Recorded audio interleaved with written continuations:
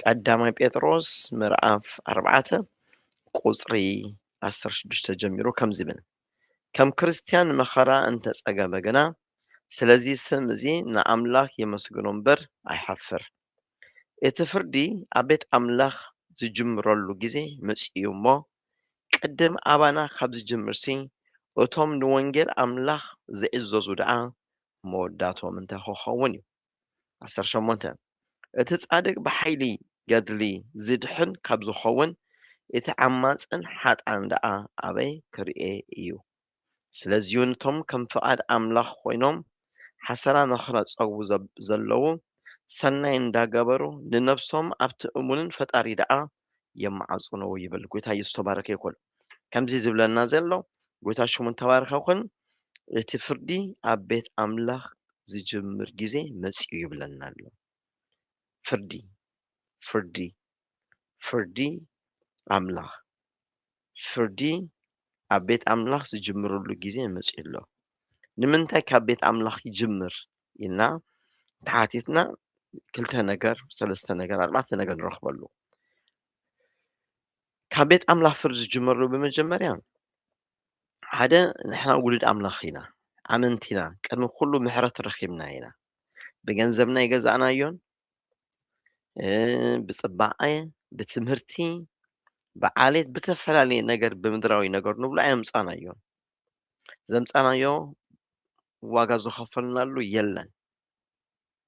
ብነፃ ጸጋ ብእምነት ኣድሒንኩም ይብለና ኣብ ኤፌሶን። ብነፃ ተዋሂበና እዩ ብነፃ። ስለዚ ነቲ ብነፃ ተዋህበና ዕድል ንሕና ውሉድ ኣምላክ ክንኮን ምእንታን ናይ ውልድነት መንፈስ ተዋሂበና ማለት ምስ እግዚኣብሔር ኣቦ ብዘይ ሓደ እንታይ ዝብልዎ ብዘይ ሓደ እገዳ ዋላ ንዓቐብ ምስ ኣምላኽና ክንዘራረበሉ ንኽእል ናይ ውልድነት መንፈስ ተዋሂበና። እዚ ናይ ውልድነት መንፈስ ብዙሓት ኣይተዋህቦምን። ብዙሓት ሓረር እንዳበልዎ ዘይረኸብዎ ማለት እዩ። ብመንፈስ ኣምላክ ክንምራሕ እግዚኣብሔር ፈትዩ እዚ ዝሓበና ንዓና ብወዱ ብክርስቶስ ኢየሱስ ንኣምን ሕጂ ኣብ ቤተ ክርስቲያን ዘለና ሰባት ኢና። ብዙሓት ኣብ ደገ ኣለዉ። ንሓቂ መዓልቲ ንሓቂ መንገድስ መርመርዓኒ መዓዝ ኣነ ካብ ወልፊ ካብ ሕማቕ ነገር ወፂስ ነዚ ናይ ሰማይን ናይ ምድርን ኣምላኽ እግዚኣብሔርስ መመስገንክዎ መምለክዎ ኢሎም መዓልቲ መዓልቲ ዝጽልዩ ሰባት ደሞ ብዙሓት ኣለዉ። ኣነ ዝክር ቅድሚ ጎይታ ምቕባለይ ዝነበረ ጸሎተይ እግዚኣብሔር ኣቦ ቤትካ ክፉት እዩ፣ ንዓይ ግን ቤትካ ተዓፂሉ ኣሎ። ክኸይድ ይደሊ ግን ኣይክእልን እየ፣ ክኸይድ ክእል ኣይከኣልኩን እና ጸሎተይ እንታይ ነይሩ እግዚኣብሔር ኣቦ ቤትካ ክፉት እዩ፣ ንዓይ ግን ተዓፂሉ ስለ ዘሎስ ቤትካ ክፈተለይ ኢለ ንእግዚኣብሔር ዝሓቶ ዝነበርኩ። ሽዑስ ጎይታ ምቕባል እንታይ እዩ ኣይፈልጦን እየ፣ ግን ቤተክርስትያን ክኸይድ ይደሊ ዓቕሚ ግን ኣይነበረንን።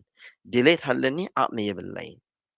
ስለዚ እቲ ዓቕሚ ዝሕብ ኣምላኽ ንኡ ክመሓለሎ ነይረኒ ንኡ ክመሓለሎ ነይረኒ። ሽዑ እምነተይ ኣብ ኦርቶዶክስ ዝበሃል እምነት እየ ዘለኹ። ብዙ ፍልጠት ኣለካ እንተይን ብዙ ፍልጠት የብለይን። ግን ኣምላኽና እግዚኣብሔር ንሱ ይሰምዕን ይመልስ ምዃኑ ግን ይፈልጠኝ። ከምዚ ዓይነት ጸሎ ዝጽልዩ ገና ብጎይታ ብክርስቶስ ኢየሱስ ኣሚኖም ዘይድሓኑ ብደገ ኮይኖም ዘኩሓኩሑ ብዙሓት ኣለዉ። ስለዚ ብዙሓት ካብኣቶም እንዳደልዩ ከሎ ደሞ ኣብ ቤት ኣምላኽ ድማ ኮይኖም ውልድነት ተዋሂቦም ብክርስቶስ ኢየሱስ ኣሚኖም ድሒኖም ተባሃሉ ድማ ኣብ ቤት ኣምላኽ ኮይኖም ደሞ ሰብ ዝቕጥቅጡ፣ ሰብ ዝረግሙ፣ ሰብ ዝሰጉጉ ብብዙሕ ክፍዓት ደሞ ዝመላለሱ ኣለዉ። ስለዚ ነዚ እዩ ጎይታ እቲ ፍርዲ ኣብ ቤት ኣምላኽ ዝጅምሩ ግዜ መጺኡ እዩ ይብለና ኣሎ። ከምልጽ ትኽእል ዶ? ከተምልጽ ትኽእል ዶ? ከተምልጽ ትኽእል ዲኻ? ፍርዲ መጺኡ ይብላ ኣሎ ጎይታ። ከተምልጽ ትኽእል ዲኻ? ከተምልጽ ትኽእል ዲኺ? ከምልጽ ትኽእል ዲ? ካብቲ ፍርዲ ከነምልጽ ንኽእለሉ ግብሪ ኣለና ዶ? ልብና እንተተፈተሸ ንኣምላኽ ካብ ፍርዲ ነምልጸሉ ነገር ኣለና ድዩ? ኣብ ውሽጥና ኣሎ ድዩ? ኣምላኽ ክጨኖና እንተደልዩስ ጥዑም ጨና ዲና ንሕና ሕጂ ካባይ ጀሚረ ነፍሰይ ምዝሓታ ዘለኹ ኣብ ቅድሚ ኣምላኽ እንተቐሪብናስ ኣብ ቅድሚ ኣምላኽ ንፍርዲ እንተቐሪብናስ ጎይታ ፍርዲ ካብ ቤት ኣምላኽ ክጅምር ከሎ ክመጽእ ከሎ ንሕና ውሉድ ኣምላኽ ምዃንናን ሓቀኛ ምዃንናን ጻድቕ ምዃንናን ብቅድስና ንመላለስ ከም ዘለናስ ልብና ተፈቲሹ እንተትረኣይ ቅዱስ ቅዱስ ዝጨኑ ጨና ኣባይ ኣሎ ድዩ ኣባኺ ኣሎ ድዩ ኣባኻ ኣሎ ድዩ ጎይታ ኣነ እኮ ኣጋንንት ኣውፅእ ኣለኹ ጎይታ ኣነ እኮ ጸሊ ኣለኹ ጎይታ ኣነ እኮ ሰቢኸ ኣለኹ ጎይታ ኣነ እኮ ዘሚረ ኣለኹ ጎይታ ኣብ መድረኽ ክወፅእ ምእንታን $200 ጨጉረይ ተሰሪሐ እኮ መፅአልካ ዘለኹ ጎይታ ምእንቲ ንኣኻ ባህ ከብለካ ኢለ ኣብ መድረኽ ክወፅስ ናይ ክቡር ጫማ $1,000 ዝከበረ ጫማ ገዚአ መፅአልካ ኣለኹ ወርቅን ብሩርን ገይረ እኮ መፅአልካ ዘለኹ ጎይታ እቲ ዝበለፀ ዓዝማልቶ ተለኪ መፅአልካ ኣለኹ ጎይታ እቲ ዝበለፀ ጨና ተለኪ እኮ መፅእ ኣለኹ ምእንቲ ንስኻ እንተልካዮ እዚ ኩሉ ኣብ ቅድሚ ኣምላኽ ጨና ኣይኮነን ኣዝዩ እንታይ ደኖ ኣዝዩ ረሳሕ በቃ እቲ ቃላት ምስእነሉ እዚ ኩሉ ኣብ ቅድሚ ኣምላኽ ፉንፉን እዩ ዳሰት እታ ትግርኛ እዚኣ ፉንፉን እዩ ፉንፉን ጨንኡ ዘይፅብቕ ዕረ ዝብል ክትቀርቦ ዘይትክእል ኢኻ ስለዚ እዚ ኩሉ ንኣምላኽ ገይረ እዚ እንተልናዮ ንኣምላኽ ባህ ኣየብሎን እዩ ንኣምላኽ ባህ ከብሎ ኣይከሎን እዩ እግዚአብሔር ሽሙ ተባረከ ይኩን ንኣምላኽና ባህ ከብሎ ዝኽእል ቃል ግን ክንነግራ ከሎ መዝሙር 51 መሰለኝ ተዘጋጅያ ዘክርየ ዘለኹ መዝሙር 51 ከምኡ ዝብሎ ቃላት ኣሎ እግዚአብሔር ሽሙ ተባረከ ይኩን መስዋዕቲ ኣምላኽ ስውር መንፈስ እዩ ወኣምላኽ ንስውርን ቁጥቁጥ ልቢ ኣይትንዕቆን ኢኻ ይብሎ መስዋዕቲ ኣምላኽ ስውር መንፈስ እዩ ዝተሰብረ መንፈስ ብትሕትና ዝተሞቕለ መንፈስ ብትሕትና ዝተሞቕለ መንፈስ ተሰብረ መንፈስ ስውር መንፈስ ክቡርን ቁጥቁጥ ልቢ ኣይትንዕቆን ኢኻ እግዚኣብሔር ይብሎ ኣሎ ስውርን ቁጥቁጥ ልቢ ቁጥቁጥ ልቢ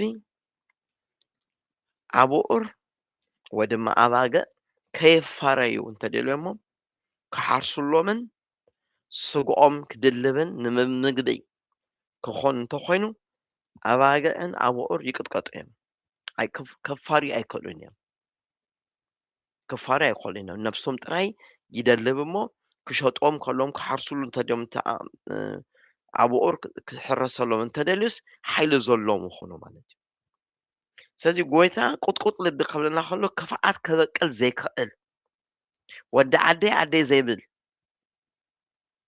ብክፉእ ግብሪ ዘይተተሓዘ ሚዛኑ ስንኩል ዝኾነ ስንኩል ሚዛን ማለት ትደልዮም 100 ግራም ከሎ 100 ግራም ኣምሲሉ ግን እቲ ዝሕበካ ግን ኣዝዩ ዝተጋግየ 100 ግራም ዘይሞልእ ኣብ ዓድና ሰባት እኽሊ ሸጣ ኣዴታት ክሸጣ ከለዋ ኣብ መርካቶ ነቲ ታኒካ ብታሕቲ ሓሪመን ንውሽጢ ይገብርዎ እክሊ ኣብኡ ክብሪ ከሎ ሓደ ታኒካ እፉን ገዚአ ሓደ ታኒካ ዓተር ገዚአ ክብላ ከሎ ኣዴታት ገዛ ከይደን ክዕቁኖ ከሎ ግን ታኒካ ኣይሞለን እዩ ንምንታይ ብውሽጢ ሓሪመን ንልዓሊ ክወፅእ ገይሮሞ ቦታ ክሕዘለን ምእንታን እዚአን እንታይ መጭበርበርቲ ይበሃላ ማለት እዩ መጭበርበርቲ ሓደ ታኒካ ዘይሞልእ ግን ኣፉ ክሙላእ ከሎ ግን ሓደ ታኒካ እዩ ዝመስል ንምንታይ ክሕዝ ዝግብኦ ቦታ ንውሽጢ ሓሪሞሞ ነቲ ቦታ እንታይ ገይሮሞ እኹል ዘይኮነ ዕፉን ይኹን ስገም ይኹን ክሕዝ ይገብሮ ማለት እዩ ሎሚ ኣብ ብዙሕ ሰባት ኣብ ብዙሕ ኣመንቲ ዝተጭበረበረ ሚዛን ዘለዎም ሰባት ሓቂ ክፈርዱ ዘይክእሉ ሓቂ ክዛረቡ ዘይክእሉ ልዕሊ ሰብ ኣገልግሎቶም ጥራይ ዝረኣዮም ልዕሊ ሰብ እግዚኣብሔር ክቡር ብመልኩም ብምስሉ ገይሩ ዝፈጠሮ ሰብ እዩ ሎሚ ሰባት ኣብ ቤተክርስትያን ውሽጢ ሰብ ቀትሉን ሰብ ክሓርሙን ሰብ ክረግሙን ወላ ሓንቲ ዘይስምዖም በዚሖም ኣለዉ ኣነ ግን እብሎ ኣለኹ ፍርዲ ኣብ ቤት ኣምላኽ ዝጅምርሉ ግዜ ሕጂ እዩ ይብላ ኣለኹ ጀሚሩ ኣሎ። ጎይታ ስሙ ተባረከ ይኩን። ካብዚ መን እዩ ከመልጥ ዝኽእል? ኣይ ዶንት ኖ ኣምላኽ እዩ ዝፈልጥ። መምለጢ መንገዲ ኣለና ደው ኣለና ንስሓ ዝበሃል ኣብ ሉቃስ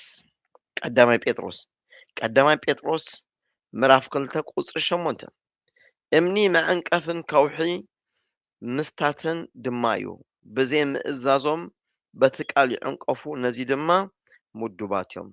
ንስኻትኩም ግና ደግነት እቲ ካብ ጸልማት ናብቲ ዘገርም ብርሃን ፀዋዕኩም ምእንቲ ክትነግሩ ሕሩይ ወለዶ ናይ መንግስቲ ካህናት ቅዱስ ህዝቢ ጥሪት ኣምላኽ ዝኾነ ህዝቢ ኢኹም። ንስኻትኩም ቀደም ህዝቢ ኣይነበርኩምን ሕጂ ግና ህዝቢ ኣምላኽ ኢኹም። ዘይተማሃርኩም ዝነበርኩም ሕጂ ግና ምሁራት ኢኹም ይብለና ኣሎ። እምኒ መዕንቀፍን ከውሒ ምስታትን ድማ እዩ ብዘይ ምእዛዞም በቲ ቃል ይዕንቀፉ ነዚ ድማ ምዱባት እዮም። በቲ ቃል ብዘይ ምእዛዞም ክዕንቀፉ ምእንታን ደግሞ ዝተመደቡ ሰባት ኣለዉ። ንምንታይ ተመዲቦም እንተባሃሉ ክፍዓቶም ካብ ፀባሕ ካብ ወጋሕታ ዘይገድፉ ክፍዓቶም ተንኮሎም ሕማቅ ግብሮም ሕስድንኦም ቅንኢ ሻራ እዚ ነገር ካብ ውሽጦም ክጠፍእ ዘይከኣሉ ሰባት ኣለዉ። ካብ ውሽጦም ክጠፍእ ዘይከኣለ ሰባት ተንኮል መመሓደር እዮም ዝኾነ ነቲ ክርስቶስ ኢየሱስ ደሙ ኣፍሲሱ ዝዓደጎ ብገዛ ደሙ ንዝዓደጋ ማሕበር ዘየክብሩ ሰባት ቤተክርስትያን ክመፁ ከለዉ ዝራገሙ ሰባት ፍርዲ ኣብ ቤት ኣምላኽ ዝጅምርሉ ሰዓት ሕጂ እዩ ይብላ ኣለኹ። ጎይታ ሽሙ ተባረከ ይኩን። ሉቃስ 23 ጎይታ እሙን እዩ። ሉቃስ 23 ቁፅሪ 26 እስካብ 31 ሒዞም ክኸዱ ከለዉ ከዓ ንስምዖን ቀኔናዊ ካብ በረኻ ክኣቱ ከሎ ሓዝቦ። ድሕሪ ኢየሱስ ክፅውር ከዓ ነቲ መስቀል ኣሰከምዎ። ብዙሕ ህዝቢ ከዓ ይስዕቦ ነበረ። ኣንስቲ እውን ዋይ ዋይ ይብላን ይበኽያሉን ነበራ። ኢየሱስ ድማ ናባታተን ግልጽ ኢሉ ኣተን ኣዋልድ ኢየሩሳሌም ኣካ እዝኒ ሃባ እታ መኻን ዘይወለደት ከርስን ዘየጥበዋ ኣጥማትን ዝብሉለን መዓልትታት ክመጻ እየን እሞ ንርእሰኸንን ንደቀኸን ደዓ ብኻያ እምበር ንዓይሲ ኣይትብክያለይ። ኣብ ጥሎልኦም ከምዚ ካብ ዝገበሮስ ኣብቲ ንቁፅ ደዓ ከመይ ክኸውን እዩ? ሽው ነኽራን ኣብ ልዕሊና ውደቑ ንኩርባታቱን ከውለና ምባል ክጅምር እዮም በለን። ስለዚ እንታይ ኢልዎ ክርስቶስ ናብ መስቀል ቀራንዮ ክኸይድ ኣሎ፣ ይሕረም ኣሎ፣ ይቅጥቀጥ ኣሎ።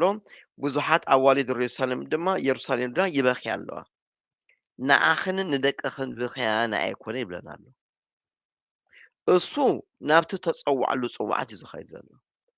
ክርስቶስ ናብቲ ንሞት ክስዕሮ ብሞት ንሞት ክስዕሮ ስለ ዘለዎ ንመኸራ ብመኸራ ክስዕሮ ስለ ዘለዎ ንቁስሊ ብቁስሊ ክስዕሮ ስለ ዘለዎ ክርስቶስ መከራ እናፀገበ ክኸይድ ነይሩ። ናበይ?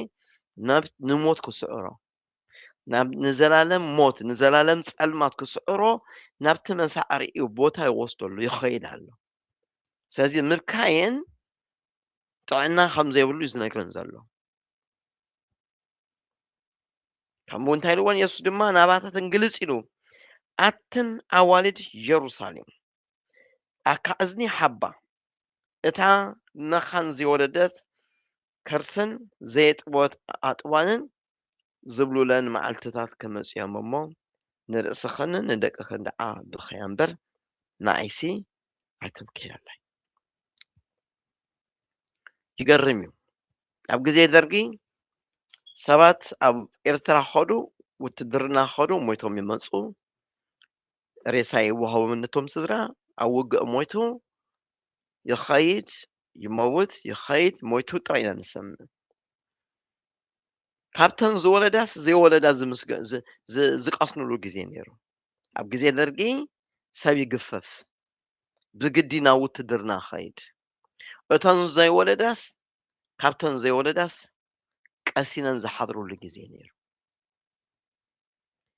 ሕጂም ክብካየሉ ዝግብኦ ንርእስኽንን ደቅኽን እዩ ንምንታይ ጎይታ ቅፅዓት ካብ ቤቱ ክጅምር ስለ ዝደልያ ቅፅዓት ካብ ቤት ጎይታ ካብ ቤት ኣምላኽ ክጅምር ስለ ዝኾነ ጎይታ ሽሙ ተባረኸ ንዚ ስለዚ ሎሚ ናይ ምምሕላል የድሊ ኣዴታት ንደቀን ኣዴታት ንነፍሰን ደቂ ኣንስትዮ ንነፍሰን ኣወዳት ንነፍሶም ንደቆም ኣቦታት ንደቆም ኣዴታት ንደቆም ንነፍሶምን ንደቆምን እንታይ ከምዕቀቡ ይግብኦም እዚ ግዜ ዘለናዮ ንነፍስኻ ሓራ ተውፃኣ ሰዓት እያ ዘላ ንብዙሓት ለሚንና ኢና ብዙሓት ተለሚኖም እዮም ብዙሓት ንኡ በጃኹም ቤተክርስትያን ተባሂሎም እዮም ብዙሓት በጃኹም ንኡ ተማሃሩ ተባሂሎም እዮም በጃኹም ቃል ኣምላኽ ንኡ ኣንብቡ ተባሂሎም እዮም በጃኹም ጽሙ ተባሂሎም እዮም በጃኹም ንኡ ንኣምላኽ ኣገልግሉ ተባሂሎም ምስተዓመን ኢሎም ኣለዉ ምስተዓመን ሰባት ነገልገልቲ ክጸርፉ ዋላ ሓንቲ ስኽፍታ ኣብ ዘይብሉ ዘመን ኢና በፂሕና ዘለና ሰባት ልዕሊ ኣምላኽ ንነፍሶም ዝፈትሉ ልዕሊ ኣምላኽ ንነፍሶም ዘኽብሩሉ ንኣምላኽ ዝተገብረ ክብሪ ንነፍሶም ክወሱ ዝጋደሉ ተጋደልቲ ኣገልገልቲ ተጋደልቲ ዝበሃሉ ኣለዉ ኣገልገልቲ ተጋደልቲ ማለት ብፅፍራይና ናጌርናዮ ብናትና ሓይልና ጌርናዮ ዝብሉ ብዙሓት ኣገልገልቲ ኣለዉ ኣምላኽ ገይርዎ ከሎ ኣምላኽ ሰርሕዎ ከሎ ኖኖ ንሕና ብፀፍርና ጌርናዮ ሳላ እዚ ስለ ዝኾና ሳላ ዝተምሓርና ንፉዓት ስለ ዝኾና ጥበበኛታት ስለ ዝኾነ ለባማት ስለ ዝኾና እኮ ዝብሉ ብዙሓት እኮ ኣለዉ ዘይሓፍሩ ብዙሓት ኣብዚ መስመርም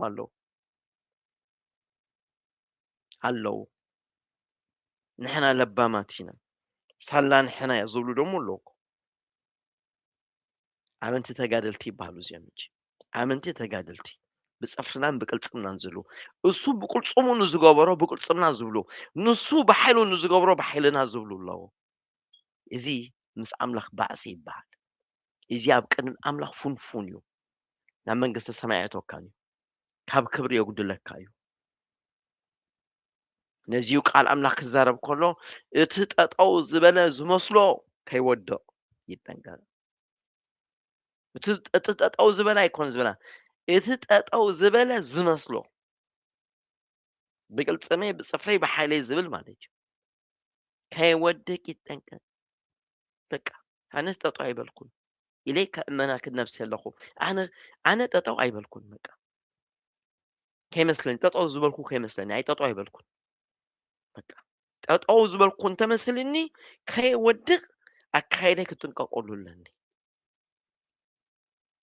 ነፍሰይ ምሕላው ዝኽእል እንተኮይነ ጅግና እየ ማለት እዩ ነፍሰይ ግን ክሕልዋ ስለ ዘይክእል ጠጠው ዝበልኩ ኣይመስለንን ጎይታ ሽሙ ይባረኽ በቃ ጠጠው ዝበልኩ ኣይመስለንን በቃ ከይወድቕ ምንታን ጠጠው ዝበልኩ ኣይመስለንን በቃ ከምኡ እዩ እቲ ኣካይዳ ናይ ክርስትና ከምኡ እዩ ቅልፅም ፀፍሪ ትብል እንተኮንካ ፀፍርካ ቆሪፁ የርእየካ እዩ ያ ፀፍርካ ቆሪፁ ከርእየካ እዩ ከምዚ ንህዝባዊ ግንባር ፀፍሮም ቆሪፁ ዝረኣዮም ከምኡ ማለት እዩ ቅልፅምና ኢሎም ቅልፅሞም ሰይሩ ኣርእይዎም እዩ ክርስቶስ ዘይናውፅ ዕርዲ ምዃኑ ኣብ ቤት መእሰርቲ ኤርትራ ኣርእይዎም እዩ ኣብ ኤርትራ ውሽጢ ኣርእይዎም እዩ ብዘይ ክርስቶስ ልምዓት የለን ብዘይ ክርስቶስ ዕቤት የለን ብዘይ ክርስቶስ ሰላም ከም ዘይብሉ ኣምላኽና እግዚኣብሔር ኣብ ኤርትራ መስኪሩ ኣርእይዎም ይኣስሩ ይቅጥቅጡ ይኣስሩ ንመን ንክርስቲያን ይኣስሩ ይቅጥቅጡ መፅሓፍ ቅዱስ ይቃፅሉ ረብሪቦም በቃ ረብሪቦም ንክርስቶስ ኣሓሪምካዮ ትኽእሎ ኣይትክእሎን ንመፅሓፍ ቅዱስ ኣቃፂልካ ትባረኽ ኣይትባረኽን ህዝቢ ተጠሚ ነብስኻ ትጠሚ ህዝቢ ተጠሚ ብዘይ ክርስቶስ ንክርስቶስ ብቅልጽሜ ብጽፍሪ ትብሎ ነገር የለን። ክንመሃር ኣለና። እዚ ግዜ ናይ ጽፍሬን ናይ ጨውሬን ጉዳይ ኣይኮነን። እዚ ጉዳይ ሓይለይ ቅልጽመይ ገለ ዝበሃለሉ ጉዳይ ኣይኮነን። ጎይታ ንስካ ትፈልጥ ኣነ ኣይፈልጥን እየ። ክርስቶስ ንስኻ ገበር ኣነ ኣይኮንኩን ንስኻ ኖ ኖ ኖ ኖ ክብሪ ከይቡን እየ። ንስኻ ክብሪ ውሰድ ጎይታ ኣይደልን እየ ንስኻ ውሰዶ ኖ ኖ ጎይታ ንስኻ ቀደም ኣነ ክኽተለካ ዝበሃለሉ ግዜ በፂሑ ዘሎ ዓለም ትሪኦ ኣለኹምሽ ሎሚ ዝረኣናዮ ንጎ ምስ ተስኣና ካልእ ታሪክ ንሰምዕ በይሰምዓናዮ ካሊእ ታሪክ ንሰምዕ በይሰምዓናዮ ካሊእ ናበይ ትኸይድ ዘላ ዓለም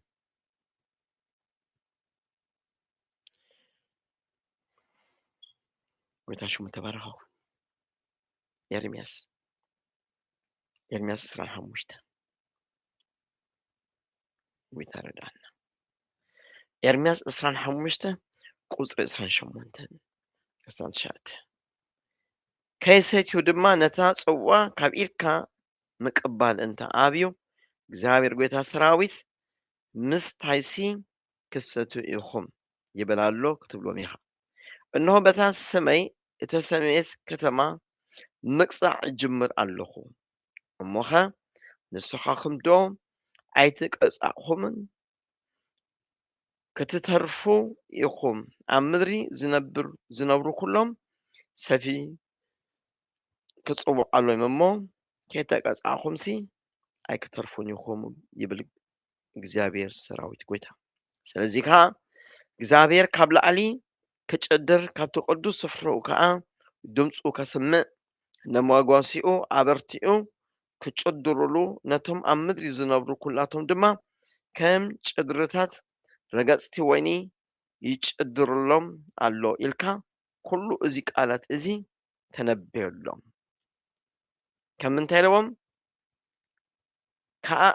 ካብቲ ቅዱስ ስፍሩ ከም ድምፂ ክስማዕ ነመጓሲኡ ኣበርቲኡ ክጭድረልሲ ነቶም ኣብ ምድሪ ዝነብሩ ኩላቶም ድማ ከም ጭርድታ ረገጽቲ ወይኒ ይጭድረሎም ኣሎ።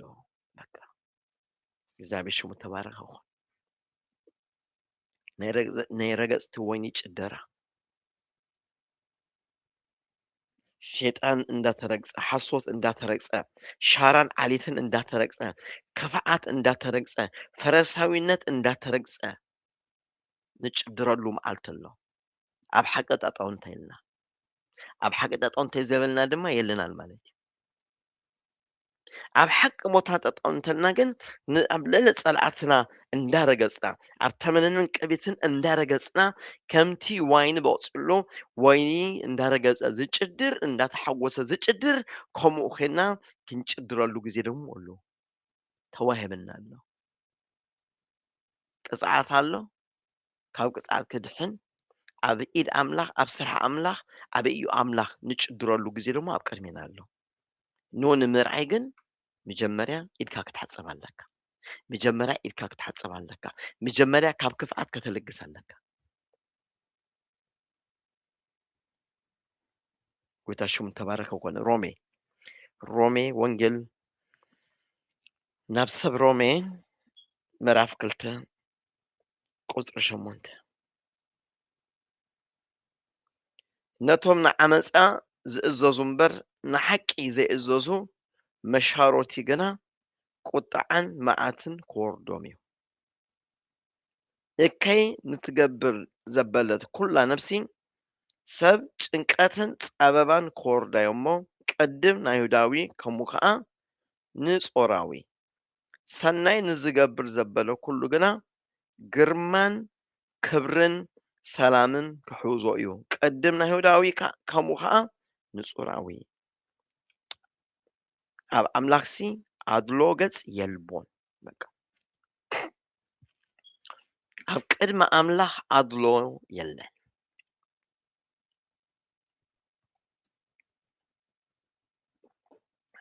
ሰብ እዩ ዘዳሉ እምበር ኣምላኽ ኣያዳልን እዩ። መንፈስ ቅዱስ ገጽ ርኢ ኣያዳልን እዩ። ከምኡ ኣይኮነን፣ ስራሕ ኣይኮነን፣ ግብሩ ኣይኮነን።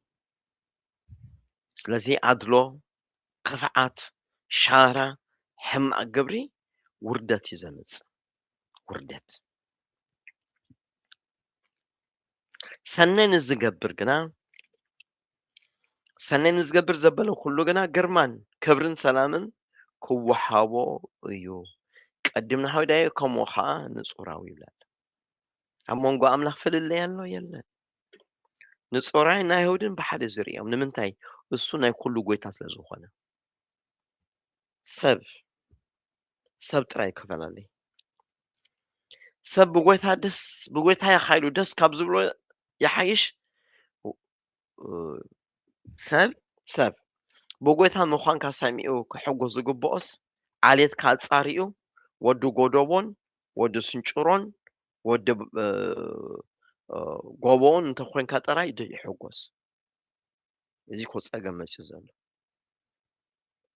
ኣብ ምድሪ ከምኡ እንተጌርኩምስ ኣብ መንግስቲ ሰማይ ሞ ፍልልይ ክተምፁ ዲኹም ኣነ ንህዝቢ ኢትዮጵያ ንህዝቢ ኤርትራ ዝፈርሓሉ ብዙሕ ግዜ ኣብ መንግስቲ ሰማይ ንኸዱስ ባንዲራና ንክተል ኣብዚስ ባንዲራ ኤርትራ ንትከል ኣብዚ ናይ ኢትዮጵያ ባንዲራ ንትከል ክብሉ ዝሓቱ ይመስለኒ መብዛሕትኦም ኣመንቲ ዋላ መንግስቲ ሰማይ እንተኸዶምስ ባንዲራ ክንተንከል ኢና ኣብዚ ዝብሉ ይመስለኒ ናይ ኣመንቲ ድሌት ናይ ኣመንቲ ልቢ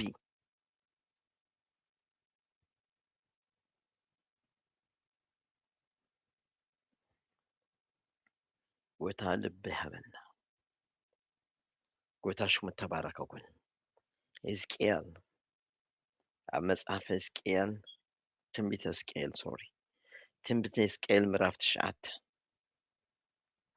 ቁጽሪ 5 ኣነ እናሰምዓኹ ከዓ ነቶም ካልኦት በሎም ደድሕሪኡ በታ ከተማ ሓሊፍኩም ውቁዑ ዓይንኹም ንሓደ እንኳን ኣይትሕንፋ ኣይትራህርህሎምን ካብ መቅደሰይ ጀሚርኩም ንኣረጉትን ንጉባዝን ንጉሩዝን ንቅለውን ንኣንስትን ቅተሉ ኣጽንቱ ነቶም ማሓተብ ዘየሎም ግና ነቶም ማሓተብ ዘለዎም ግና ኣይትቕረብዎም ንሳቶም ከዓ በቶም ኣብ ቅድሚ እታ ቤት ዘለዎ ኣረጉቲ ጀመሩ ንሱ ድማ ነታ ቤት ረኪስዋ ነቲ ኣጸዳት ከዓ ብሙታት መልእዋ ወዱ ውፁ በሎም ንሳቶም ወፁ ኣብታ ከተማውን ይወቁ ነበሩ ኮነ ድማ ክወቆም ከለዉ ኣነ ተረፍኩ ብገጸይ ወደቅኩ እሞ ኣየ ኣታ እግዚኣብሔር ኣምላኽ ንድርካ ኣብ ኢየሩሳሌም ኳኣኻዶ ንኩሎም ትርፍፍያ እስራኤል ክተጥፎም ኢኻ ኢለ ጨድርኩ ንሱ ድማ በለኒ ኣበሳ ቤት እስራኤልን ይሁዳን ኣዝዩ ዓብዩ እግዚኣብሔር ነዛ ሃገር ሓዲጉዋ እግዚኣብሔር ሓንቲ እንኳ ኣይረኣየን እዩ ይብሉ ኣለዉ እሞ እታ ሃገር ብደም እታ ከተማን ብዓመፅ መሊኣ ኣለዋ ስለዚ ዓይነይ ኣይክትሕንፍን እያ ኣነ ኣይክርሕን መንገዲ እውን ኣብ ርእሶም ክመልሶሎም እየ ይብል ዓመፃ በዚሑ ህዝቢ ኤርትራ ትግራይ ኤርትራ ዓመፃ በዚሑ ሓዊ ናይ ሓዊ ገዛ ይወስድ ዓደ ብጓል ትክሰስ ዓደ ናይ ደቃ ገዛ ትወስድ ወዲ ነቡ ይከስስ ሓትነ ናይ ሓፍታ ገዛ ትወስድ በዚሑ ዓመፅ በዚሑ ክፍዓት በዚሑ ሰብ ዘይጸርዓሉን ዘይሰርሓሉን ገዛ ብቅልጽሙ ብሓሶት ክወስድ ይደሊ ቤት ፍርዲ ኤርትራ ብክሲ መሊኡ ንዝሓለፈ 10 ዓመት ብክሲ በዚሑ ዓመፅ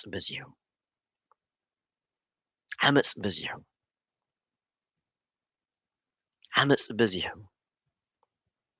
ኣዴታት ምስ ደቀን ምስ ወዲ 1 ዓመት ወዲ 2 ዓመት ተኣሲሮም ዓመት 2 ዓመት 8 ዓመት ኣብ ቤት መስርቲ እቲ ውላድ እንታይ ገበረ እዚ ኩሉ ገፍዒ ይበዝሕ ኣሎ እቲስ ሓደ ናይ ኣዲኡ ንብረት ክሰርቕ ናይ ኣቦ ንብረት ክወስድ ምስ ሓዋቱ ይካሰስ ኣመንቲ ምእንቲ ክርስቶስ ምስ ደቆም ተኣሰሩ ንእሽቲ ወለዶ ሒዞም ኣብ መንገዲ ተረኺቦም ተዓሰሩ ብዙሓት ኣለዉ። እዚ ኩሉ ከንፊ ምእንቲ ክርስቶስ ተወስዶ መኸራ ዓወትን በረኸትን ሒዙ ክመጽእ እዩ። ጓል ነዲኣ ከሲሳ ግን ክብረት ኣይመጽእን እዩ። ኣቦ ብወዱ ተኸሲሱ ክብረት ኣይመጽእን እዩ። ሓፍቲ ንሓፍታ ገዛ ወሲዳ ክብረት ኣይመጽእን እዩ። ስለዚ እዚ ግዜ ክንመሓለሉ፣ ገጽ ኣምላኽ ንደልየሉ፣ ምሕረት ኣምላኽ ንደልየሉ ዘመን እዩ። እዚ ግዜ ምሕረት ኣምላኽ ኣምላኽ መሃረኒ፣ ኣምላኽ ፈውሰኒ፣ ኣምላኽ በቃ ካልእ ኣይደልን እየ ንዓኻ ጥራይ፣ ኣምላኽ ንዓኻ ጥራይ ካልእ ኣይደልን እየ በቃ ይዓክለኒ ዝብሃለሉ ዘመን እዩ። ናቶም ሰባት ኣምላኽ ጥዕና ሂቡ ዕድመ ወሲኹ ውሉድ ኣምላኽ ክንከውን መሰል ውልድነት ሂቡ ቤት ኣምላኽ ክንመጽእ ዓቕሚ ሂቡ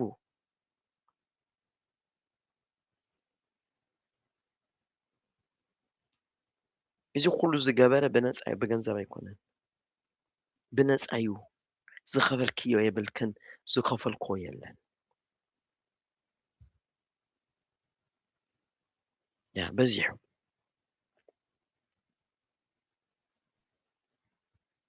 ጎይታ ሽሙ ተባረከ ይኩን። እግዚአብሔር ዓቢ እዩ።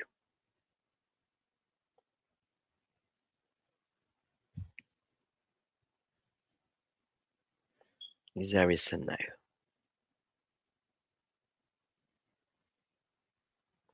እግዚአብሔር ኣብ ስሩዕ ተጋጊ ኣይፈልጥ እዩ። ንሕና ኢና ምስኡ ዝንገቢ፣ ንሕና ኢና ንጋቢ። ቃል ኣምላኽ ክዛረብ ከሎ ኣብ መክብብ 9:4 ካብ ምዉት ኣንበሳ ህያው ከልቢ ይሓይሹ እሞ ነቲ ምስ ኩሎም ህያዋን የተሓባበረ ተስፋ ኣለዎ። ህያዋንሲ ከም ዝሞቱ ይፈልጡ እዮም እሞ ሙታት ግና ገለ እንኳን ኣይፈልጡን። መዘከርትኦም ተረሲኡ እሞ ድሕሪ እዚ ከቶ ረብሓ የብሎምን። ፍቅሮምን ጽልቆምን ቅንዓቶምን ድሮ ጠፊኡ እዩ። ካብቲ ኣብ ትሕቲ ፀሓይ ዝግበር ዘበለ ኩሉ ከዓ ንዘለኣለም ግደ የብሎምን። ኣምላኽ ንግብርኻ ተቀቢልዎ እሞ ኪድ እንጀራኻ ባሕ ኢልካ ብልዕ፣ ወይንኻ እውን ብሓጎስ ልቢ ስተ። ክዳውንትኻ ኩሉ ግዜ ይጻዕዱ፣ ንርእስኻ ድማ ዘይቲ ኣይትጉድለሉ። ስለዚ ኣብ ቁፅሪ 7 ዘላ ኣምላኽ ንግብርኻ ተቀቢልዎ እሞ ኪድ እንጀራ ባሕ ኢልካ ብልዕ፣ ወይንኻ እውን ብሓጎስ ስተይ ስለ ዝበልኩኹም ወይን ስታዩ ኢሉ ድማ ኢልኩም ደሞ ከይትግልብጡለይ ኣይበልኩን። ወይንኻ ስተይ ክብለካ ከሎ ስኻር ኣይኮነን ዝብለካ ዘሎ። እቲ ትሰትዮ ሻሂ ድዩ እትሰትዮ ማይ ከም ዋይን ደስ ኢሉካ ስተዮ፣ ከም ደም ክርስቶስ ኮይኑ ስተዮ ማለት እዩ። ከም ቅዱስ ቁርባን ኮይንካ ስተዮ እንዳጣዓመካ ኣብ ውሽጥኻ ምስ ኣተወ ፈውሲ ይኾነካ። ሬድ ዋይን ንፊደል ካስትሮ ዘይኮነስ ንካልስትሮስ የጉድለልካ ኢሎም ዝሰትዩ ኣለዉ። ኣይ ክርስቲያነይ ሬድ ዋይን እንታይ ይገብር? ንካልስትሮ የጉድሎ እዩ። ንፊደል ካስትሮ የጉድሎ ይኸውን እምበር ንካልስትሮ ኣየጉድሎን እዩ። እዚ ፅውፅዋ እዩ። እዚ መመክኔታ ሰካራማት መመክኔታ ክገብሩ ከለዉ ወይን ዘስተፈልስተ ሰብ ልቢ ኢሎም ይሰትዩ። ዋላ ሓንቲ ብወይን ዝርከብ ሓጎስ ጸልማት እዩ። ብወይን ዝርከብ ሓጎስ እንተመሲልኩም እሱ ሞት እዩ። ያ ሓደ ቢከሪ ደምሮ ሓደ ቢከሪ እንዳበልካ ትሰትምሽ መወዳእቱ እንታይ ምዃኑ ባዕልኻ ትፈልጦ። ስለዚ ዋይን ስተይ ኢሉ ምሂሩ እዚ ወዲ ጌጋ ወንጌል እዩ ዝምህር ኢልኩም ድማ ከይተላገቡለይ ኣነ ዋይን ስተዩ ኣይበልኩን። ቃል ኣምላኽም ኣልኮል ዘሎ ዋይን ስተዩ እዚ ኢሉ ኣይፀሓፈለይ ገሊኹም እሞ ኣምላኽ ዋይን ኮልኮል ኢሉና ድዩ ትብሉ ዋይን ደስ ኢሉካ ሰት እንተኮይኑ ኣነ ኣይበልኩን ደልካ ስታዮ እንተ ደስ እንደበለካ ንካልስተሮ የጉደለልካ እንሆ ሓሶት በቃ ምግቢ ቀንስ ጠስሚ ቀንስ ቺዝ ቀንስ ቀይ ስጋ ቀንስ በቃ ተወዲዩ ቀይ ስጋ በሊዕኻ ቺዝ በሊዕኻ ጠስሚ በሊዕኻ ዝበሰለ ጠስሚን ዘይበሰለ ጠስሚን በሊዕኻ ምስ ወዳእኻ ሽዑ ሬድ ዋይን ከጉድለለ እዩ ሓሶት ኣይተፀሓፈን ከምኡ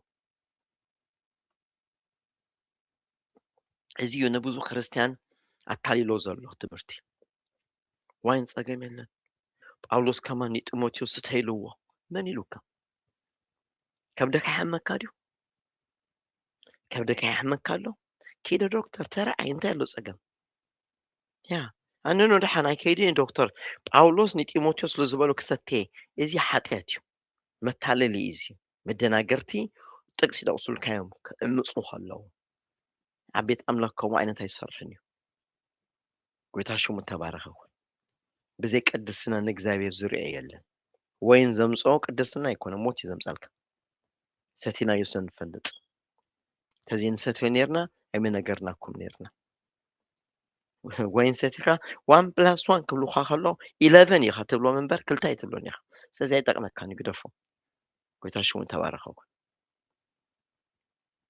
ካልኣይ ቆሮንጦስ ምዕራፍ 10 ካብ ቁፅሪ 1 እስካብ 6 ኣነ ምሳኻትኩም ከለኹ ኣብ ገፅን ያ ዝትሑት ምስራዕ ግና ኣባኻትኩም ዝታብእን ኣነ ጳውሎስ በዓለይ ብዓቕሊ ክርስቶስን ብለውሓት እምዕደኩም ኣለኹ ግናኸ ኣብቶም ንሕና ከም ስጋ ከም ንመላለስ ዝቆፅሩና ገሊኣቶም ኣብዚ ዓዲ ምስ መፃና ኣብዚ ሻርለት ኖርስ ካሮላይና ዝበሃል ዓዲ ምስ መፃና ኣመንቲ እኮ እዮም ኣመንቲ ከማና ኣመንቲ በሃልቲ ኣብ ሓደ ቤተክርስትያን ንረኽቦም ሰባት ገሊኦም ኣማና ይብሉኒ ገሊኦም ኣይኮንካን ይብሉ ኣብ ቅድመይ ትብዓት የብሎምን ከይዛረቡ ኣብ ቅድመይ ትብዓት የብሎም ከይዛረቡ ትብዓት የብሎምን ማዓንጣ ዘሎ ሰብ እኮ እዩ መፂኡ ቅድሜኻ ዝዛረብ ማዓንጣ ዘይብሉ ሰብ ከም ጓል ኣንስተይቲ ብድሕሪት ኣብ ፈረፋንጎ ኣብ እዚ ፓራውልት ገለመለ ይዛረብ ኣብ ታሕቲ መኪና ኮይኑ ይዛረብ ኣብ ቅድሜካ ይዛረብን እዩ ድሕሪ ጥስቲ ድሕሪ ገረምባሌ ኮይኑ ይዛረብ ኣብ ቅድሜካ ይዛረብን እዩ ሓቀኛ ክርስቲያን መፂኡ ጌጋ እንተሪኦ ስምዓ እዚ ገበርካዮ ጌጋ እዩ ዝዛረበካ ትሕቲ ኤትሮ ኮይኑ ኣይዛረብን እዩ ስለዚ ከምኡ ጋጢሙና በቃ ንፅሊ ኣብ ኤርትራ ኣሎ ኣሕዋት ምስ ፀለናስ እንታይኻ ኣብታ ዘለኻዮ ዓዲ ከምዚ ድምፂ ንሰማዕ ኣለና ይብሉኒ እወ ሰምዐዮም ኣነ ሰምዐ እዮም ተጠራጢረ ነይረ ኣቶም ሰባት ድምፂ ዝተሰምዖ ኣምላኽ ሰብ ክሓመካ ከሎ ሰብ ክፉእ ክዛረብ ከሎ ትሰምዖካ እኳ የስምዓካ እሞ ድሓን ኣነ ድሓን ደፊረ እዚኦ በዓል ክስቶ የብልን ኢልካ ኮ ትገድፎ ኢኻ ጎይታ ግን ብካልእ ሰብ ክዛረበካ ከሎ ግን እንታይ ትኸውን ሓቂ ምዃኑ ተኣምኖ ማለት እዩ ሓቂ ምዃኑ ተኣምን ማለት እዩ ስለዚ እንታይ ኢልዎም ኣነ ምሳኻትኩም ከለኹስ ኣብ ገጽ ያኢት ዝትሑት ምስሓቅኩ ግና ኣባኻትኩም ዝተብዕ ኣነ ጳውሎስ ብዓቕሊ ክርስቶስን ብለውሓት እምዕደኩም ኣለኹም ግናኸ ኣብቶም ንሕና ከም ስጋ ከም ንመላስ ዝቆፅሩና ገሊኣቶም በቲ ምሳኻትኩም ኮይነይ ክደፍሮም ኢለ ዝዓቕኖ እምንቶ ክደፍር ግዲ ኣይኮነኒን እልምነኩም ኣለኹ ብስጋ ንመለስ ከነስ ኣነ ከም ስጋ ኣይዋጋእን እዩ እንታይ ማለት እዩ ፀርፈካ ኣይፀርፍን ዝረግመካ ኣይትረግሞን ዝፀላእካ ኣይፀልኦን ኢኻ ብስጋ ንመላለስ ክነናስ ከዓ ከም ስጋ ኣይንዋጋእን ኢና ናይ ስጋ ውግእ እንታይ ማለት እዩ ፀረፈካ ትፀርፎ ዝፀላእካ ትፀልኦ እንተኮይንካ ዝሓረመካ ትሓርሞ እንተኮይንካ ነሳጉካ ተሳጎ እንተኮይንካ ዝረግመካ ትረግሞ እንተኮይንካ እዚ ስጋዊ ውግእ ይበሃል እዚ ናይ ዕሸላት እዚኦም ዕሸላት ጓል ሓንቲ ገና ኣብ ቤት ኣምላኽስ ገና ብዳደ ዝኸዱ ብብርኮም ዝኸዱ እዮም እዚኦም ገና ዘይተረድኦም መንፈሳዊነት ዘይተረድኦም ፈራሕ ድሑላት ዝኾኑ ድሑል ማለት እንታይ ክብለኩም ፈራሕ በቃ ፈራሕ ንኣጋንንቲ ቅጥቅጥ እግዚኣብሔር በትሪ ሂቦም ከሎ ንሰብ ዝሃርሙ እዚኦም ፈራሕ ይበሃሉ።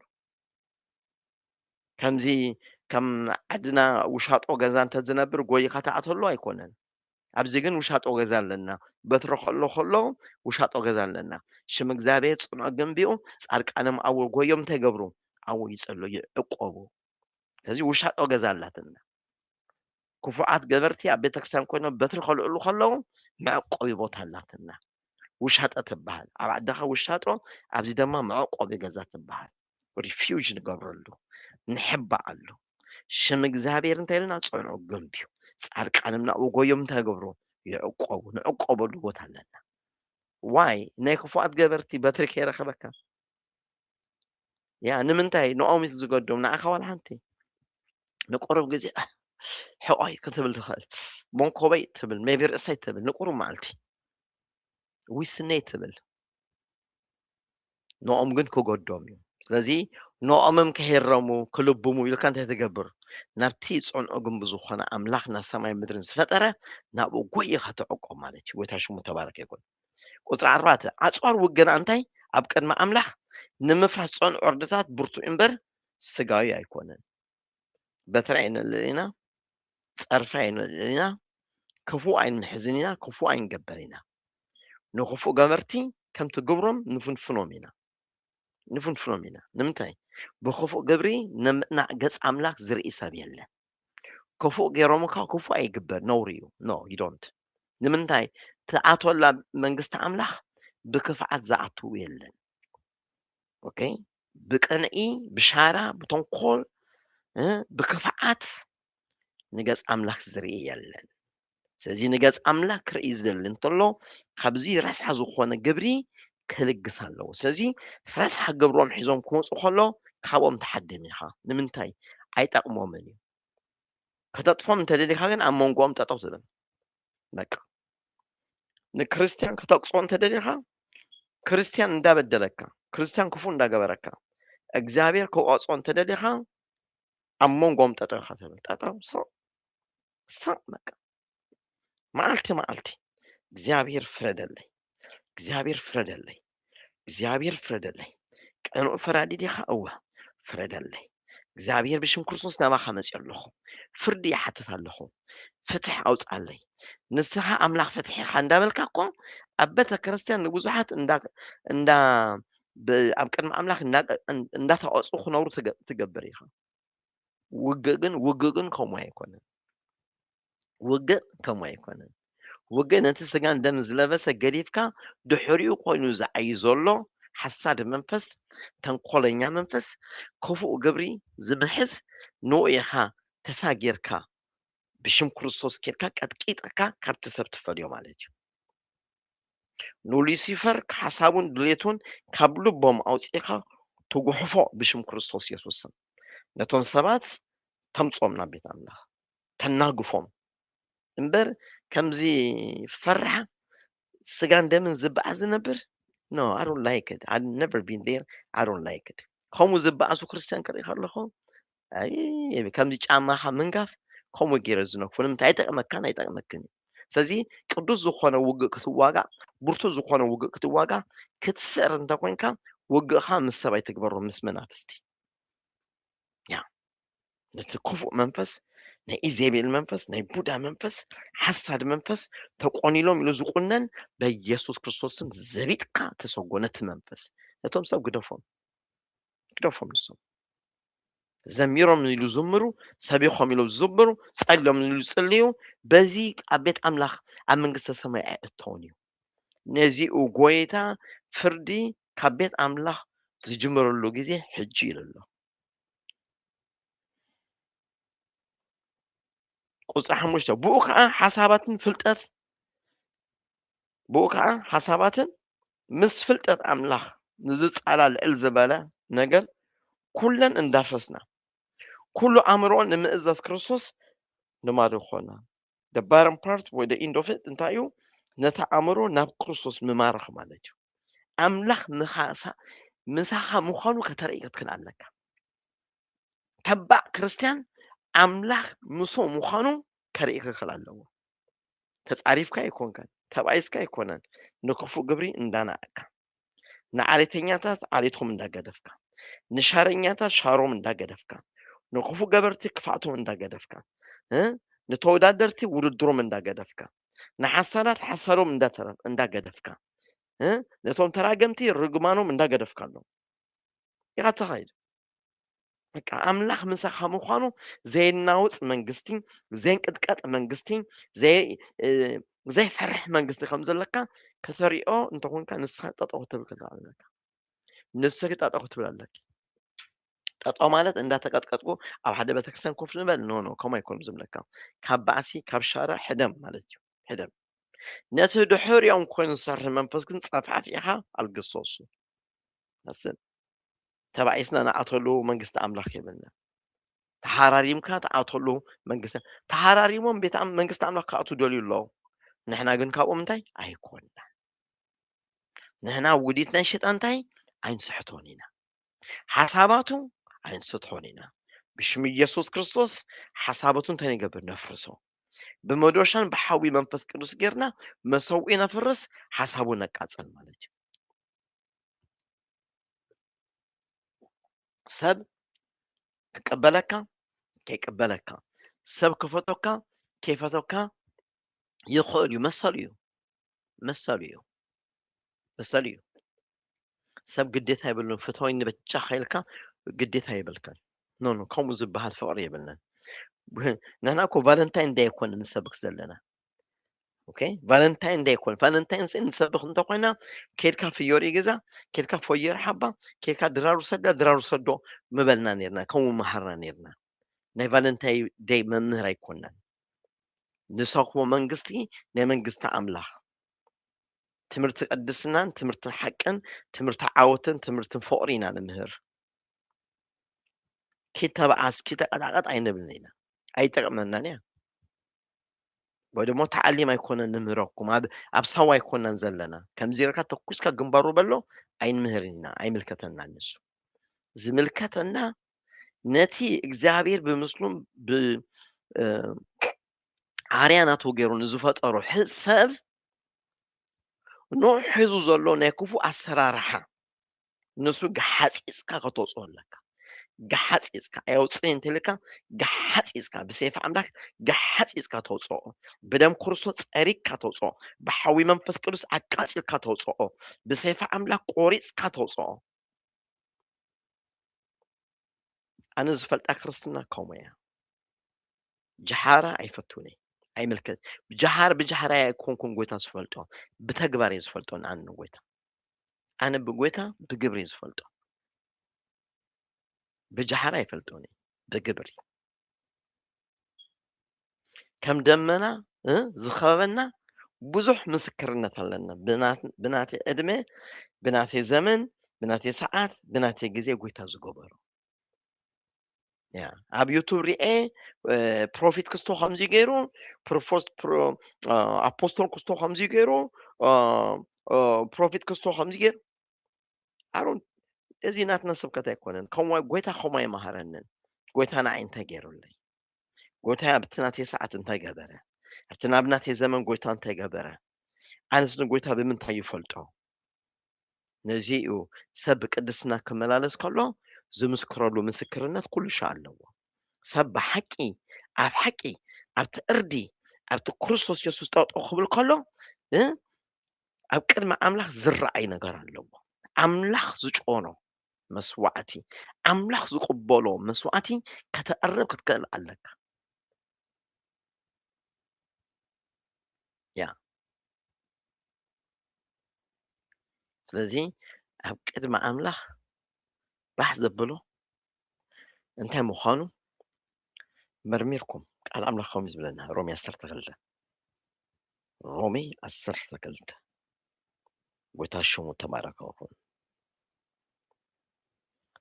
እምበኣርሲ ኣሕዋተይ ንስኻትኩም ሕያዋንን ቅዱሳንን ንኣምላኽ ባህ ዘብልን መስዋዕቲ ጌርኩም ከተቕርቦ ብምሕረት ኣምላኽ እምእደኩም ኣለኹ እዚ ማለት እቲ ናይ ኣእምሮ መንፈሳዊ ኣገልግሎትኩም እዩ እቲ ሰናይ ባህ ዘብልን ምልኡን ፍቓድ ኣምላኽ እንታይ ምዃኑ ምእንቲ ክትምርምሩሲ ብምሕዳስ ሓሳብኩም ተለወጡ እምበር ነዚ ዓለም እዚኣስ እንታይ ኣይትምሰልዎ።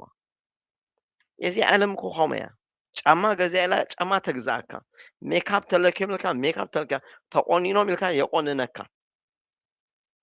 በቃ በሊዖም ኢሉ የብልዓካ ከምኡ እኮ እቲ ናይ ዓለም ነገር ንሕና ግን ከምኡ ኣይኮንንን ከምኡ ኣይተዋህበና ከምኡ ዓይነት መንፈስ ኣይተዋህበናን እዚ ዘራጊቶ መንፈስ ናይ ሸይጣን መንፈስ እዩ መንፈስ ኣምላኽ ከምኡ ግብሪ የብሉን ኣበይ ተጻሒፉ ኣሎ ኣምላኽ ተወዳዲሩ ኣምላኽ ሸይጣን ገለ ክገብር ድዮስ ኣምላኽ ድማ ካብኡ ኮፒ ገይሩ ዝብል ተጻሒፉልና ኣሎ ኣይተጻሓፈን ሸይጣን ጥራይ እዩ ናይ እግዚኣብሔር ዝገበሮ ክገብር ደሊ እግዚኣብሔር ዝገበሮ ዝገብር ክደሊ ኮነ ሸይጣን ጥራይ እዩ ስለዚ ከመይ ጌርካ ሓደ ሓውካ ክርስቲያን ዝገበሮ ክትገብር እሱ ዝገበሮ ትገብር ጽቡቕ ነገር ምግባር ሓጢኣት የብሉን ሰባት ጽቡቕ ነገር ክገብሩ እንተሪኢኻ ነቲ ጽቡቕ ዝገበሮ መሊስካ ምግባር ፀገም የብሉ እቲ ዝገበርካዮ ጽቡቕ ግብሪ ግን ከምቲ ንሶም ዝገብሮ እንተዘይመፀ ግን ልብኻ ብቁጣዕ ብሕርቃን ዝሙላእ እንተኾይኑ ግን እሱ መንፈስ ተወዳዳሪ መንፈስ ይበሃል ናይ ሸይጣን መንፈስ ይበሃል